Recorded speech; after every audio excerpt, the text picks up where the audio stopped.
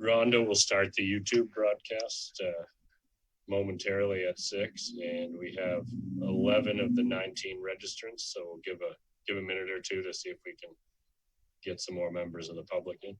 Sure.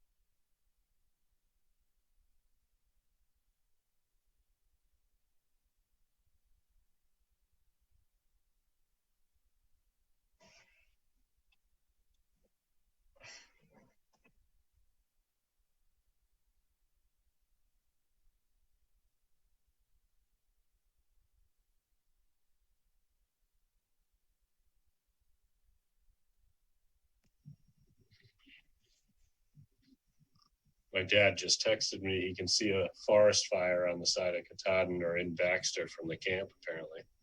Wow. It is dry out there.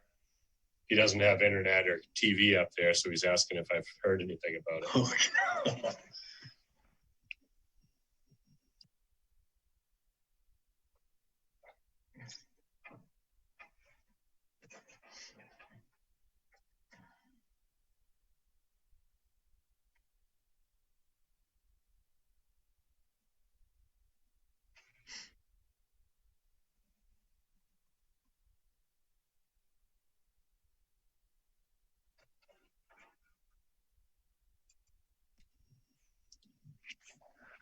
Well, it's a couple minutes past 6 o'clock. It looks like we have 13 out of the 19 people that have registered. So hopefully a few more people will join us. The game plan is to go over the data and information and traffic volumes that Tom has put together through the last couple of public meetings as well as the committee meetings. Go over the recommendations that Tom has put together based on the data and the feedback at the previous meetings. And then after that, open it up to public comments and questions. And at that point in time, we'll start to pull in any members of the public so they can voice their comments one at a time. The best way to manage that is to have people at that point use the raise your hand feature. If you are on a PC or a tablet, you should be able to find at the bottom of your screen a participants button. If you click on that, you'll see a pop-up window that shows all of the participants listed on probably on the right-hand side of the screen. Looks like Steve Martelli figured it out and raised his hand.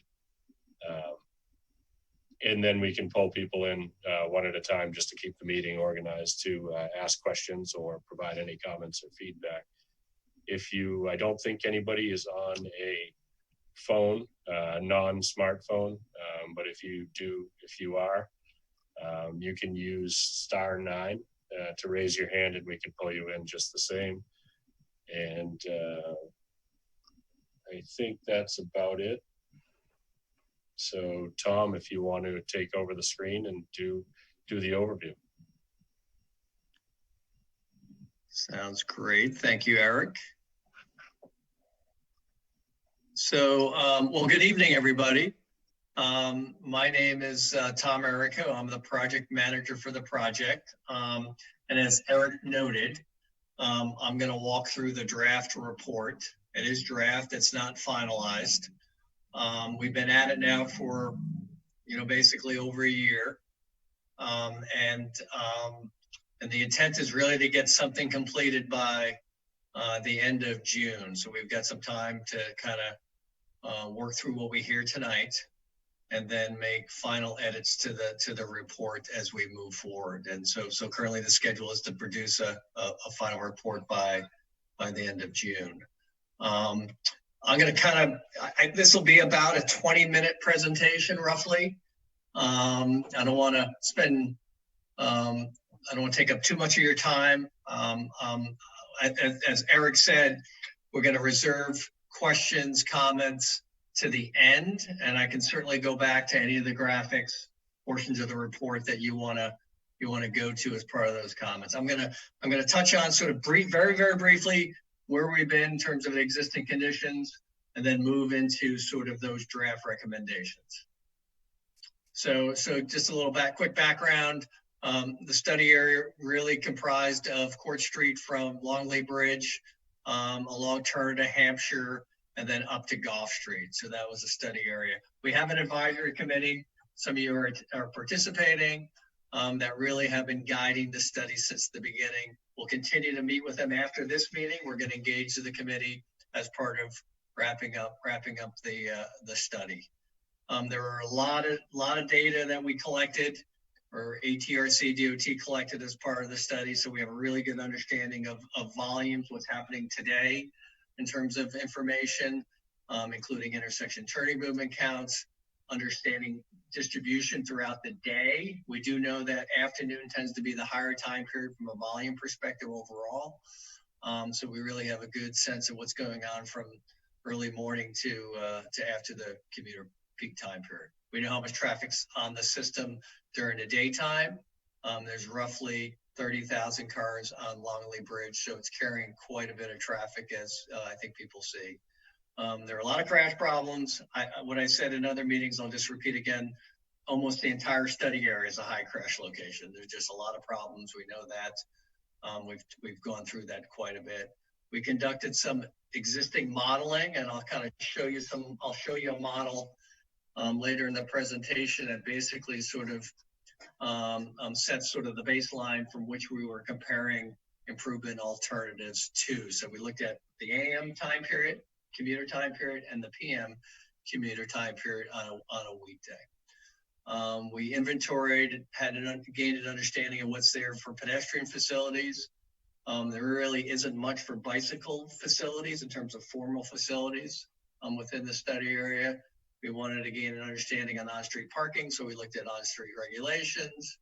And there is some bus service in the area, as people know, and so we wanted to make sure that that was part of the factor. So that was sort of the existing condition information. We presented that previously, and really set the foundation for moving towards those recommendations.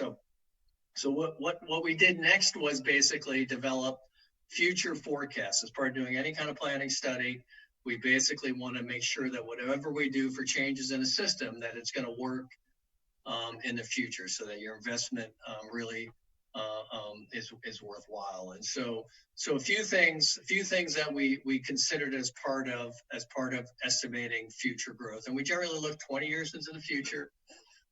Is a typical planning study horizon. And there are two things that we typically look at. One is sort of region-wide, area-wide background growth. How much is just traffic generally growing over time? And then sometimes some localized growth. And so for this study, both of those elements were included. And so I've kind of boxed out the things I want to mention. That from a background perspective, there's about 0.5% per year growth over that 20 years. So about 10% growth roughly is what we assumed. And then in addition to that, we assumed some growth as part of development plans and investment that the city's really programming as part in the Great Falls Plaza area. And so that really correlated to, in this box, about 30 housing units, 40,000 square feet of retail space, and 200,000 square feet of office space. So you plug those two things in. We took our existing numbers, grew it by 0.5% per year, and then added on that traffic.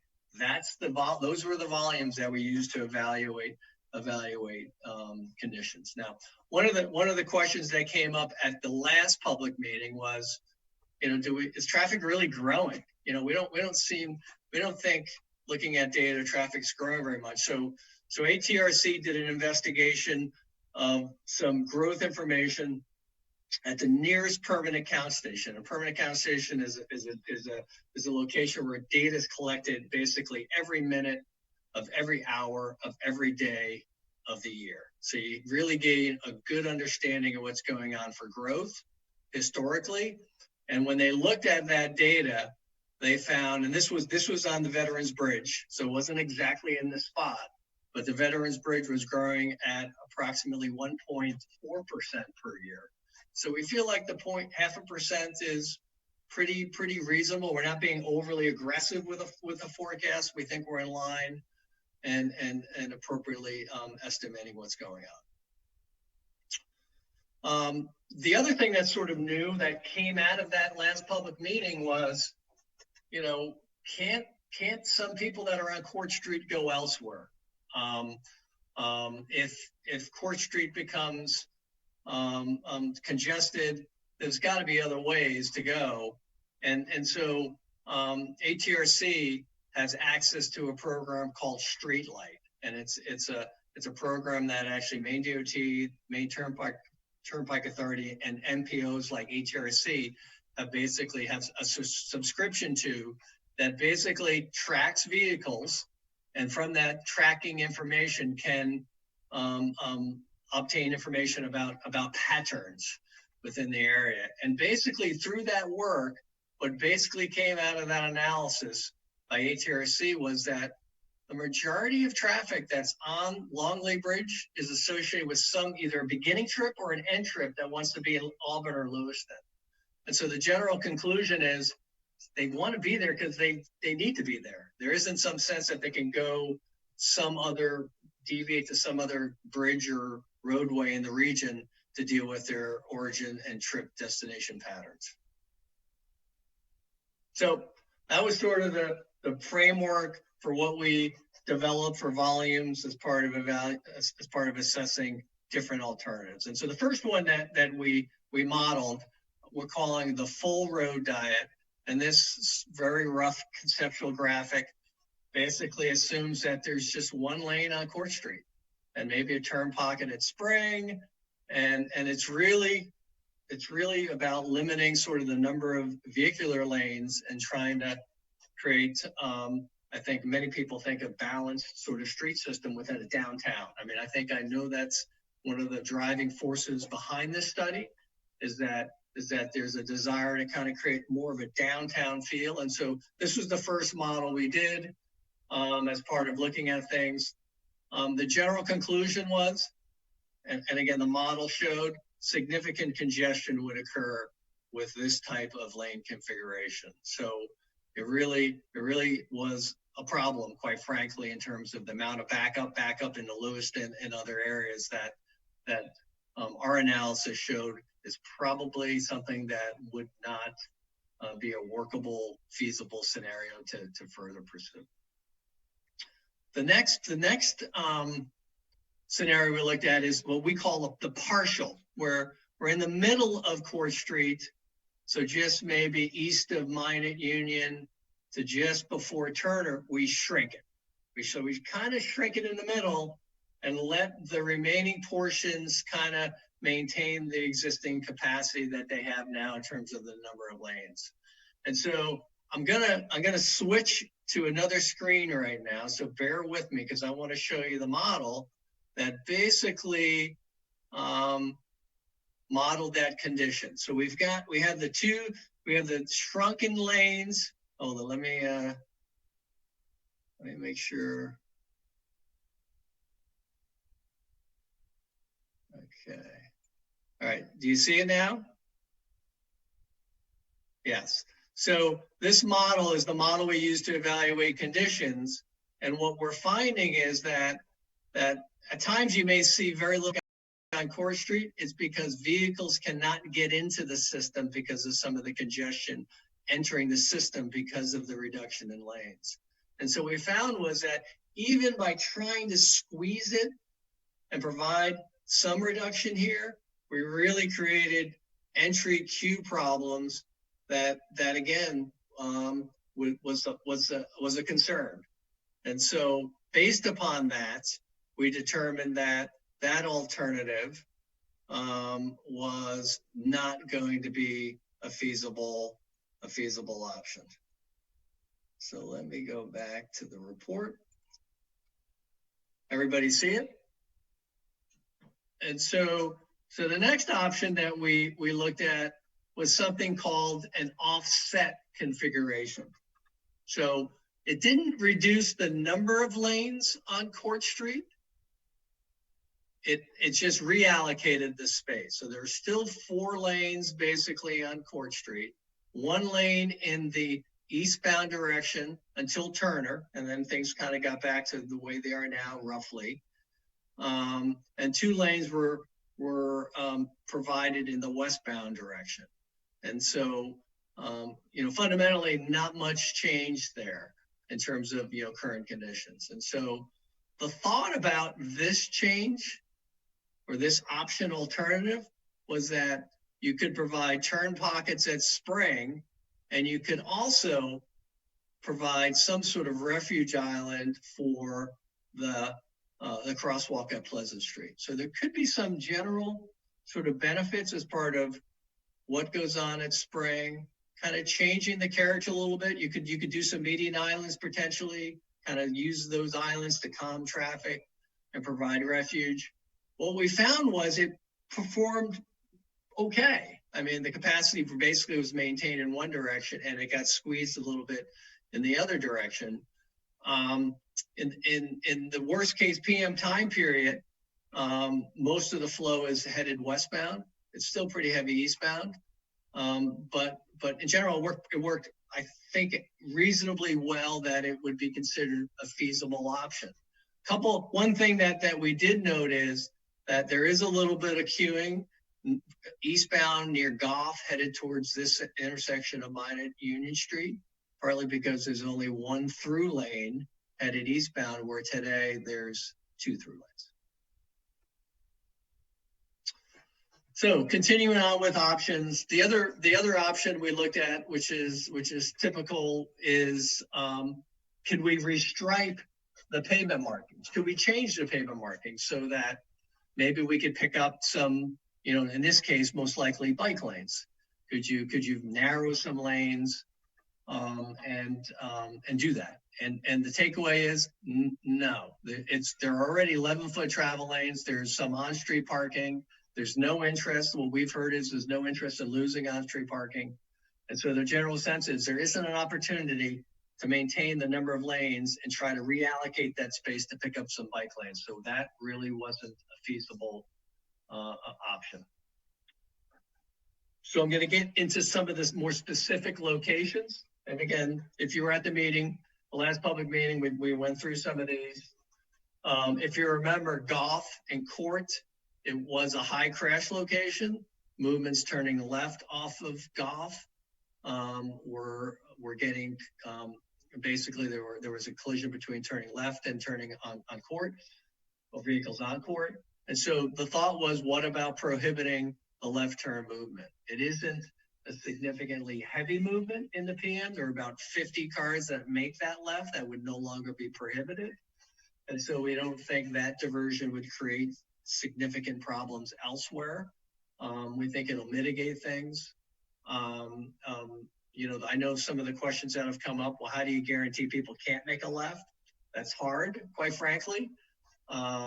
Geometrically, it's difficult without having a median down the middle to do so.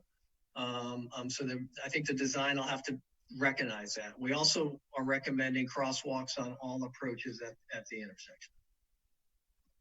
The next intersection, I'm going to skip to the graphic.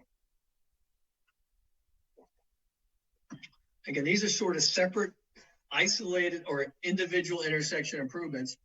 This is Union, Minot, Court Street intersection, Denny's. One of the things we looked at, what if you try to shrink the intersection? A very big intersection. It's a barrier, quite frankly, between the west side neighborhoods and downtown. What about trying to kind of shrink it a little bit? So we really looked at, could you eliminate the right turn lane on the Court going eastbound and the right turn lane going westbound? And so this graphic sort of shows that you would create a combined through right on each one of those approaches.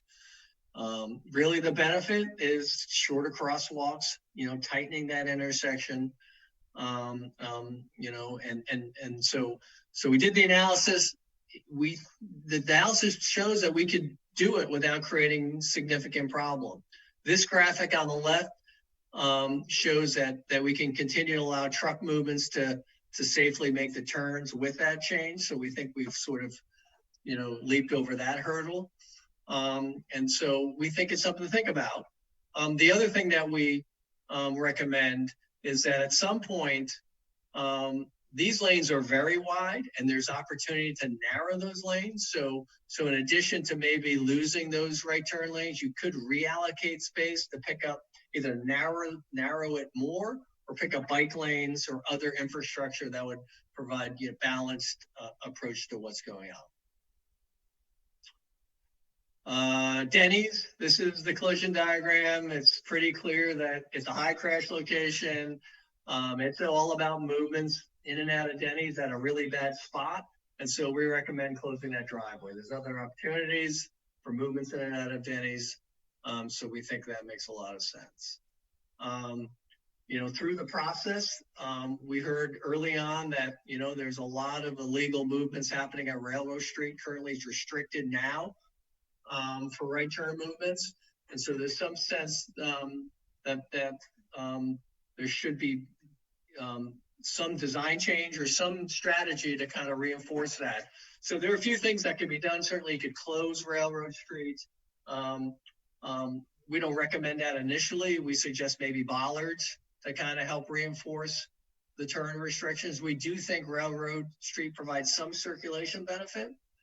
So we're not recommending at this time that it be closed, but bollards be installed to prevent certain movements. The Pleasantry Crosswalk, this has been another sort of, I'll say, hot issue within the study area. It's a unsignalized mid-block crossing on a 4-lane section of roadway that has a lot of traffic and speeds can be a problem. So we do think there's some treatment that really needs to be implemented at this location. We list them. The rectangle rapid flash beacons is one of them. Some improvement or provision of yield pavement markings to help, again, get motorists thinking about what's going on there. A curb extension potentially on this end, so bumping it out a little bit, not losing any parking, but bumping it out near that corner to shorten that distance. And then maybe at some point after doing those, you could look into potentially raising that crosswalk if problems continue. There are policies that DOT has about where they're permitted and the provisions. I list them here where they're allowed, and those would need to be met as part of that process. Lastly, if you remember that hybrid configuration where there's 2 lanes going west and 1 lane going east, you may be able to get a median island in there if that option is pursued. And that really enhances the crossing where you're able to get to the middle as you're looking in one direction, and then continue and finish your crossing after you get to the middle. There was some discussion about what about Mechanics Row and how does Mechanics Row play into sort of overall circulation and impacts on Court Street. And we talked a little bit about it. It's a bigger effort than what this study really was scoped out to do. We think it ought to be looked at, quite frankly. So we're recommending that maybe the city and HRC partner to come up with some sort of future study. There's a lot to be, I think, thought about in terms of impacts along that stretch, but it's something that makes some sense. Particularly, we've heard about Main Street and potential closures at certain times to provide opportunity for festivals and other activities, that this can provide a relief when that's happening. So we do think it makes sense, but it's a little bit outside the scope of this work. So we think a future study makes sense. Court Street and Turner, it's another one of those big intersections that's processing a lot of traffic. Quite frankly, heavy movements turning right, heavy movements turning left, and then certainly the Court Street movement. So it's it's ground zero for traffic, quite frankly, in the study area. And so there's not a lot we can do outside of that hybrid offset alignment. A few things that we think are appropriate. One is there are 2 departure lanes right now leaving the intersection on Turner. You don't need both of those lanes, quite frankly. And so through conversations, through the process, the general sense is let's add some more parking on that curbside. Maybe some additional corner, I'll say, adjustments to help with sort of crossing. And then I'll talk about it later. Certainly signal enhancement improvements is something that we think makes a lot of sense. Turner Hampshire, there's a few different 2 elements that I want to talk about at this location. Again, if you remember, this is Turner coming from Court, where we have 1 lane. We think we can lose one of the lanes, and so you'd have continuous single lane going northbound. So it allows you to create some corner space. In this case, we show a wider sidewalk, could be landscaped. We don't think it can be parking only because of the crosswalk to the YMCA in this location. But we do think there's some opportunities to kind of clean that up. And then we do think it provides some enhancement for that crosswalk where it's a shorter crossing. We do think rectangle rapid flash beacons make sense at that location as well.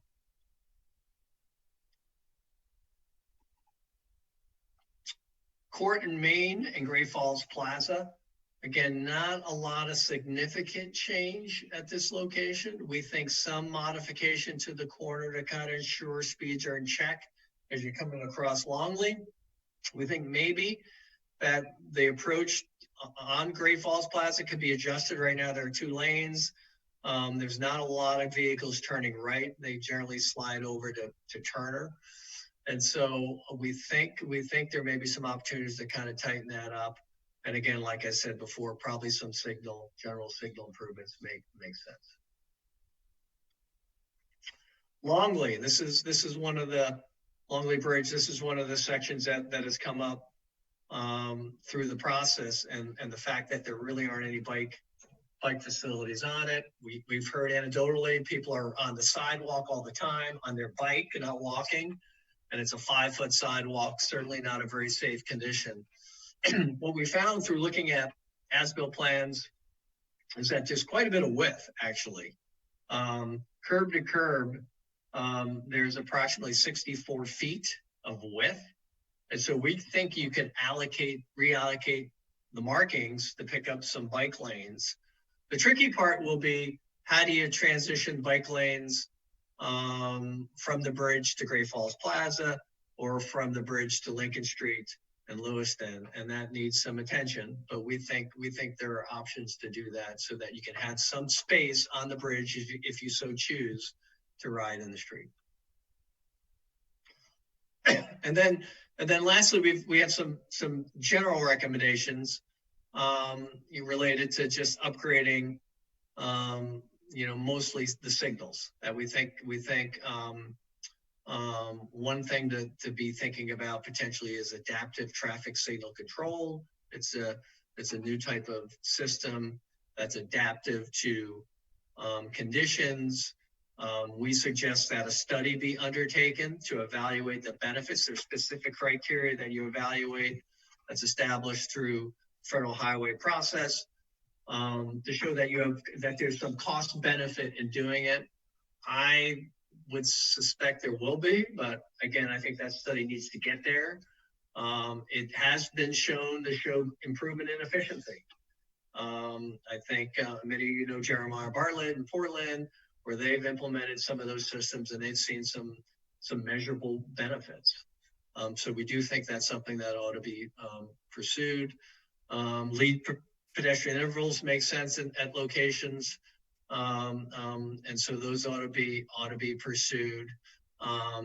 Looking at countdown, upgrading signals for pedestrian countdown signals, accessible push buttons, looking at cycle lengths as part of maybe that adaptive signal control, that maybe you can have shorter cycle lengths during off-peak time periods so that pedestrians aren't waiting as long. We did hear that quite a bit about waiting at intersections. So we think looking at some time of day adjustments so that you're not waiting very long at off-peak time periods where you don't need that long cycle length. Again, that's related to the walk times. Think about detection maybe as you're doing new signal systems in the area. Think about bike system detections, and then certainly meet ADA requirements. All ramp configurations as you move forward should meet ADA regulations and requirements. And then, I think there's some sense that the city should be exploring, paint that lasts long and is very visible. And so that's something that I think people that ought to be continued to be explored. So that's I'm going to stop sharing right now, and that's the end of my presentation. And I think I was pretty close to 20 minutes, but I'll let Eric kind of take over. Tom, we had one question sent in on chat about how does Court Street as a 2-lane street work with 2020 traffic counts? With this year's traffic counts, I guess. I don't think we have exact counts during this time period, although I know George was going to do kind of some background counts to see if we could have a general sense of how much traffic was down this year. But I think those are off the Longley Bridge as well as the permanent counts. So the question's related to the COVID-19 impact to traffic. Is that what the question is? I think so. It came from Dana Staples, and if it's not, he could certainly raise his hand at this point, and I could pull him in to explain it. Yeah.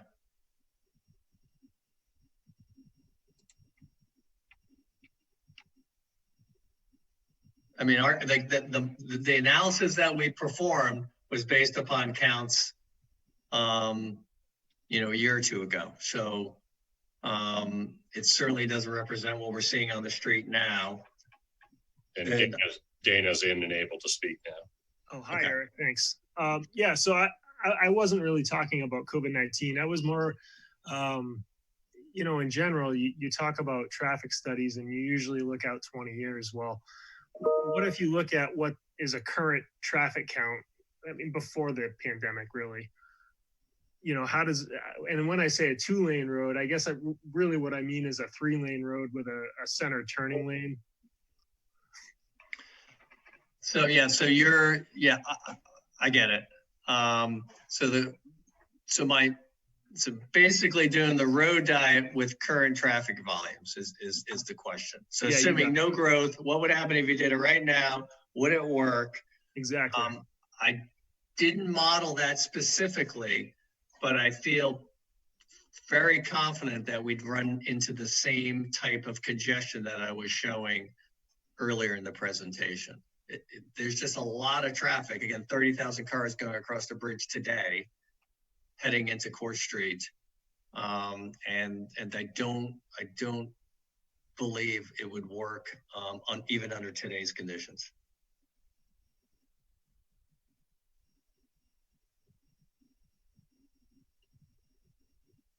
Is there a general number where the center, and I know we have the issue of fairly close together intersections, but is there a general maximum traffic count that works with a 3-lane section as a center left turn lane? There are rules of thumb that if you were just like globally looking at facilities, you would say 20,000 is like the sort of the level that you would say. Below that, yeah, you have to think about it. Above that, you better do some study.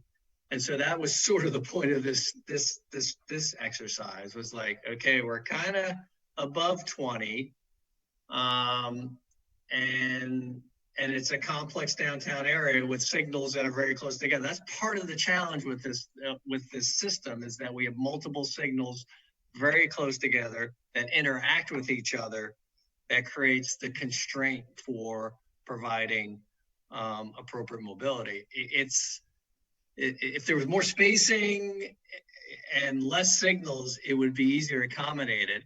I mean, I tell people typically roadway intersection needs conclusions are driven by by intersections, not roadway segments. It's very rare that the roadway segment is the driving force to what you conclude in terms of what you need from a capacity perspective.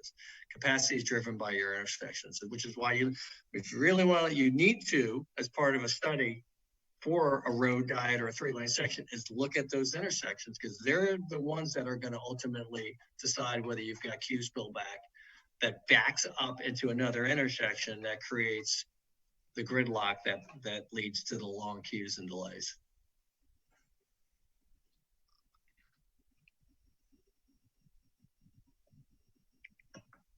Is there anybody else with questions or comments? Feel free to go ahead and raise your hand. And if for some reason you're unable to, you can certainly call my office line, which is 333-6601. And my extension is 1154.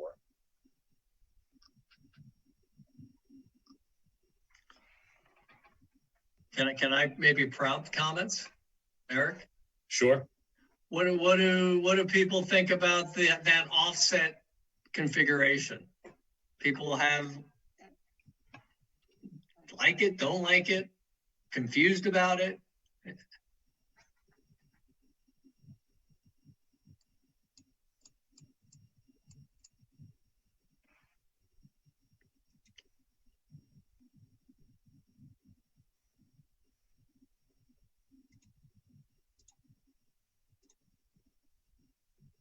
Brought in Bill.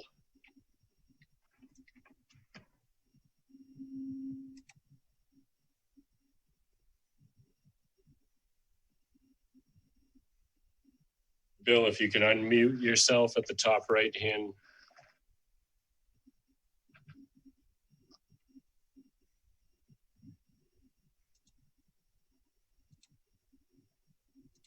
How's that? Whoa, hang on. Hang on.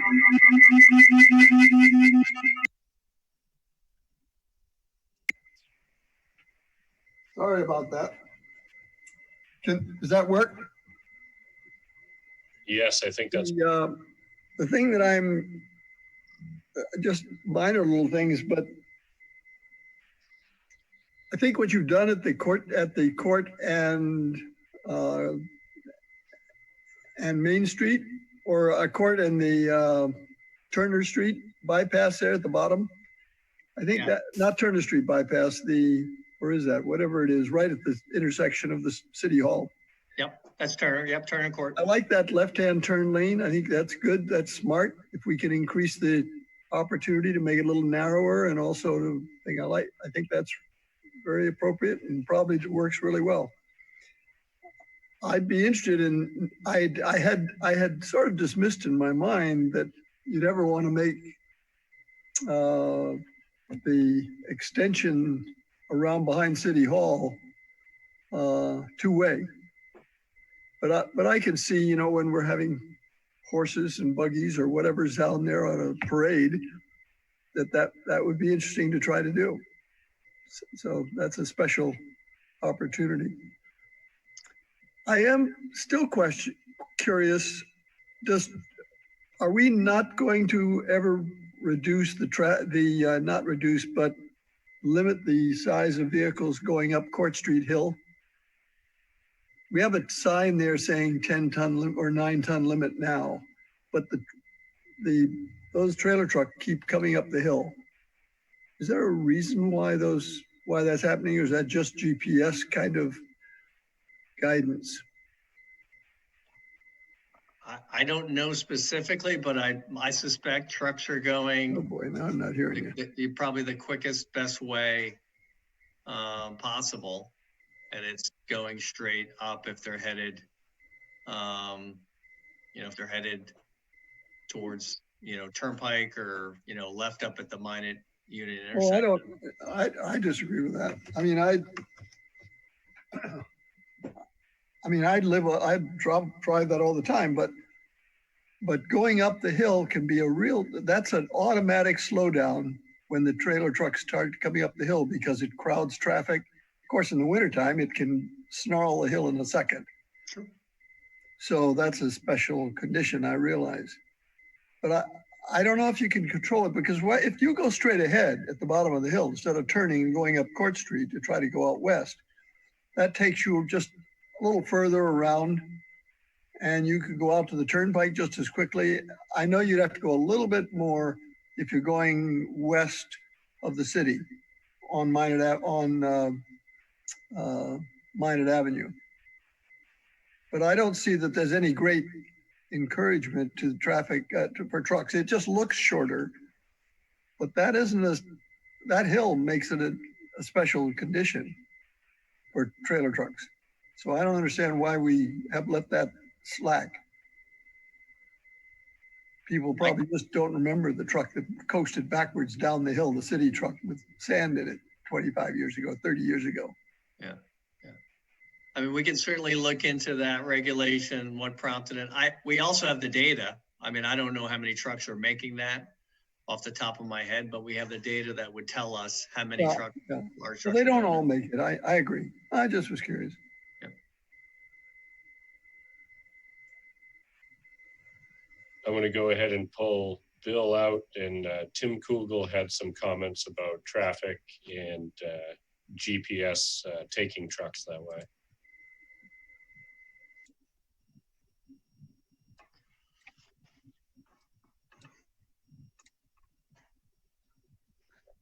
Tim, you should be in now. Yeah, Eric, can you hear me? Yes. Yeah, no, I was just going to comment on Bill's comment. And GPS, we have found, does take vehicles that way, oversized vehicles, and they are stopped. And that's often what we're told when we stop them, as they said, GPS has brought them there, that direction. My first comment was about the offset that was first asked by Tom, and I think that could work. My question was, I know sometimes they do modeling and it doesn't always, I guess, doesn't always come out the same way as with live traffic as what the model shows. So how confident are you in this particular model, given what's gone into it? Yeah, I'm, pretty confident. I mean, again, we also, partly because we did that long, 20-year forecast, so we've got some volume buffer. I'm a strong advocate where you can do it is test things, right? Test and monitor. And so I worked with the city of Portland on a project on Congress Street, headed out of the city towards the jetport, where they basically shrunk that section of roadway. It was a 4-lane section, and it was during a pavement project, overlay preservation project, where during the base course, they striped it and tested it. And so before the final course came in, they knew what the outcome was going to be. You could do that here. You wouldn't do some of the physical things, but you could test it. You could see how it plays out a little bit. But I feel pretty confident with the model. I mean, it's what we use in the industry. Yeah.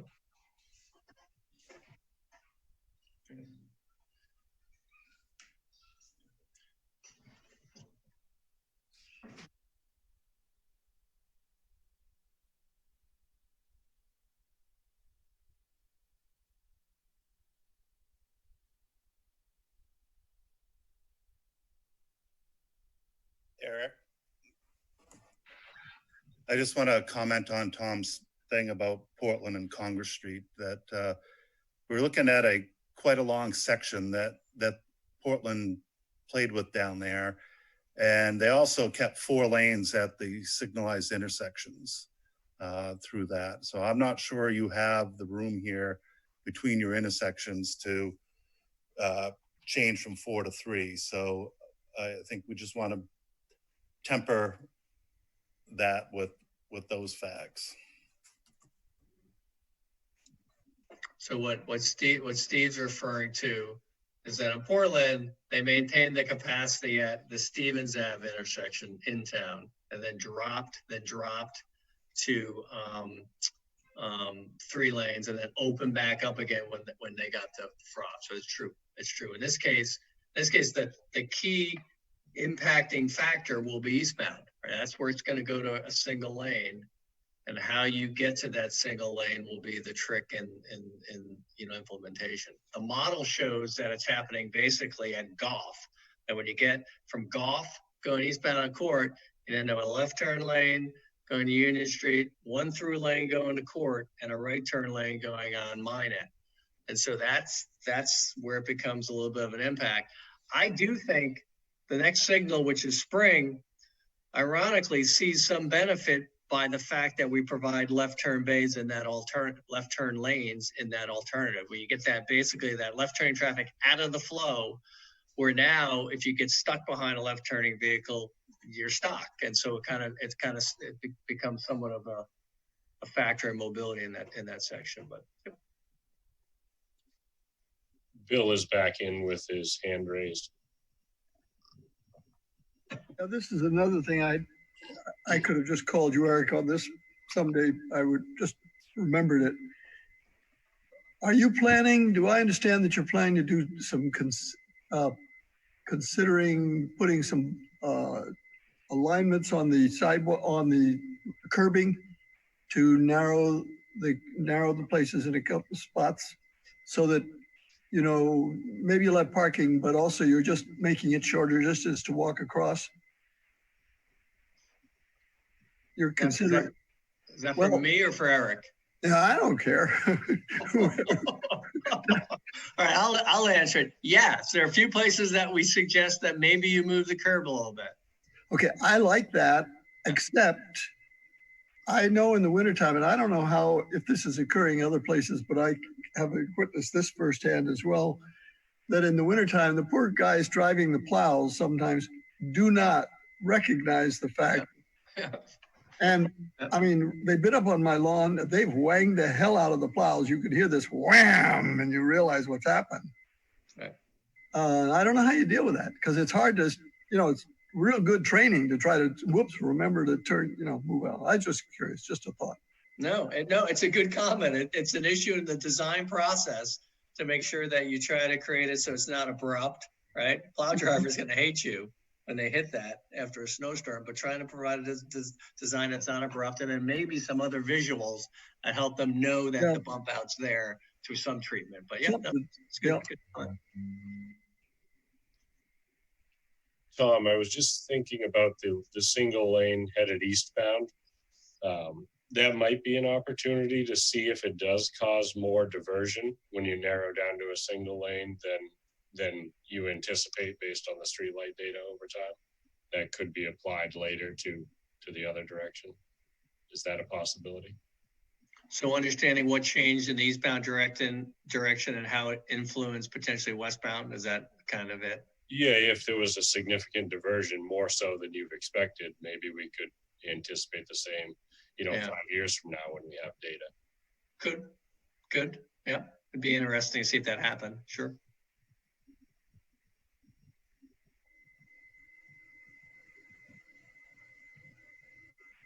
Are there any other comments or questions? I know one of the points that raised a lot of Facebook comments was the YMCA crosswalk. A lot of people that weren't at the meeting raised concerns about that crosswalk, but I think what you proposed really addressed a lot of those concerns. So hopefully people are satisfied with that. Yeah, I think it's multi-pronged. It's flashing lights.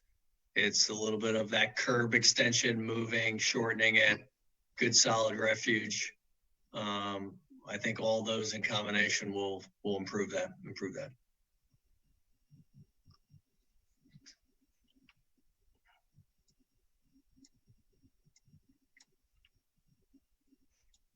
I'm not showing anybody else chatting or raising their, Bill has raised his hand. Bill, you're in if you have some comment.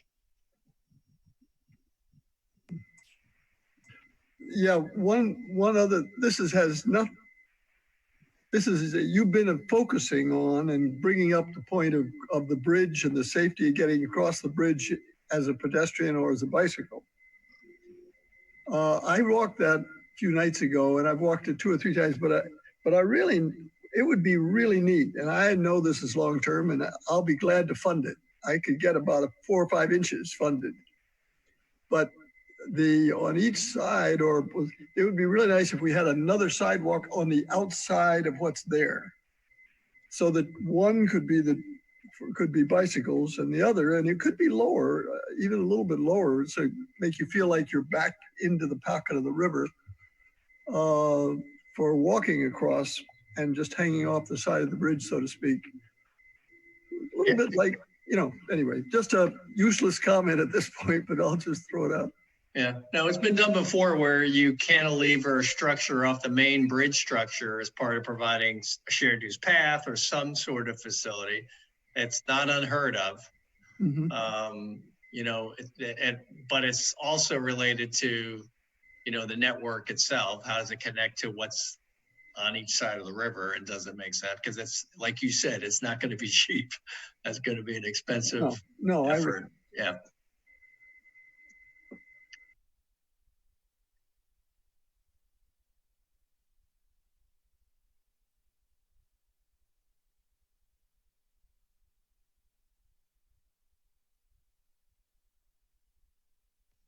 My phone isn't ringing. I'm not seeing any more comments. Any last comments before we wrap up the public part of the meeting?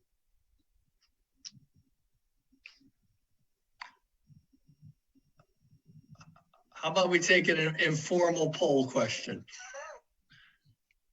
People who think the offset alignment is reasonably okay, and you're not going to be held to it, raise your hand. Does that seem okay? Is that okay, or to ask that question? Just curious.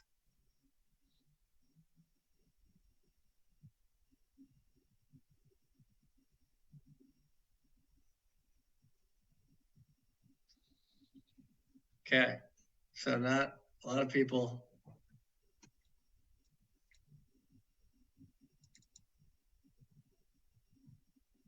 I have one comment from Joe Gray that he believes that the full diet is needed. Sure. Another comment, the offset alignment is a good step, but does little to solve our problems. Full diet is needed. But it sounds like a step in the right direction. It's funny. I haven't thought about, going from, thinking about now, you go from the offset. Could you ever go from the offset to a full?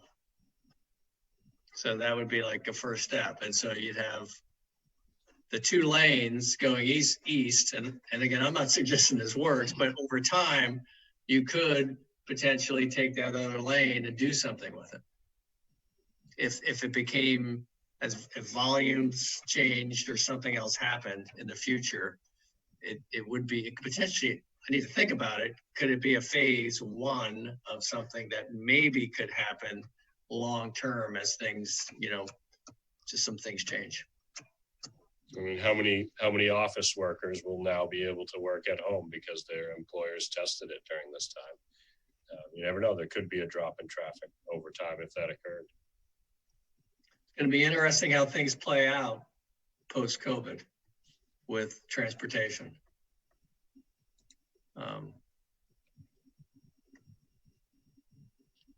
So next steps, George, I think you had put out that the report will be on your website, or has been, and we will still accept comments until, is it Monday? Yes, so the report is up on the ATRC website. Yes, and we will continue to accept comments through next Tuesday to give us time before the next advisory committee meeting to sort of pull those comments together and have the advisory committee sort of wrap all this up. If you have any comments, feel free to email them to Eric or to myself. My email is gpeterson, PETERSON @avcog.org. And feel free to email your comments to either me or Eric. Like I said, and thank you everybody very much for attending tonight. And the best email address for comments on this, if you're sending them to the city, is comments@auburnmaine.gov. Use Court Street Study in the subject and they'll get to me fairly quickly.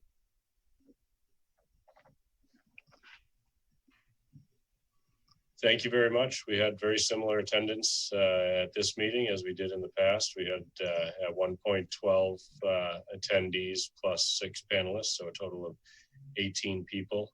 One of the registrants didn't show up, but still had a fair amount of public attendance for this meeting, even with an online setting.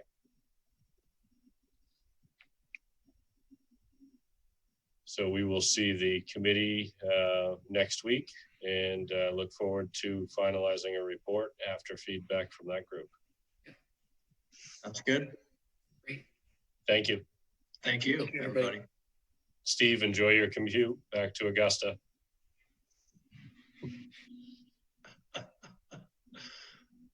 Have a good night. All right, good night.